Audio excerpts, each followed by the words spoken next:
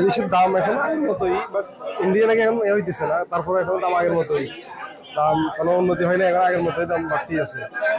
বরং সারা বেশি নিতেছে, 1 কেজি ইলিশ চাইতেছে 2000 টাকা এখানে। তো এখনো সাধারণ মানুষ খাওয়ার মতো ওইরকম পরিস্থিতি হয়নি। কবে খাইতে পারবে এটা কোনো নিশ্চয়তা নাই, দেখা যাইতেছে না। এখনো কি নেই দেখি কি বলবো, আমরা বাংলাদেশে ইলিশ খাইতে পারি না, এটা দুঃখ আর কি।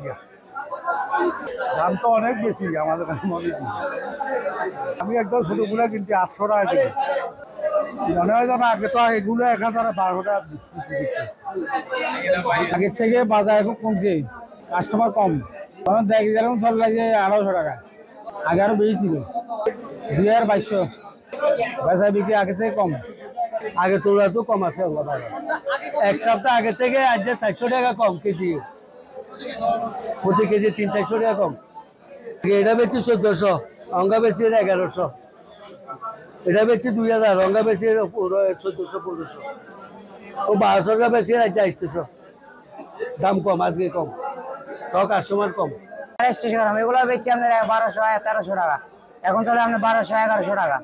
এটা আমরা বেচছি 1600-1400-1500, এখন চলে 1300 টাকা। আগের থেকে বহুত কমছে, আস্তে আস্তে কমে কমে কমে কমে না গিয়ে। ইলিশ মাছ কেজি আপনি 300 টাকা কেজি দেবেন, ওইতো না। আপনার নিয়ন্ত্রণ হিসাবে 50 টাকা, 100 টাকা, 150 টাকা এদিকে করবো।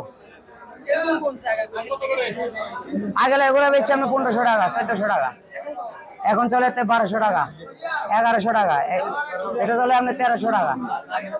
আগে বেচছি 1600-1500 টাকা, ওটা বেচছি আগে 1000-1100, এখন বেশি আমরা 800 কমছে, এখন আগের তুলনায় বহুত কমছে।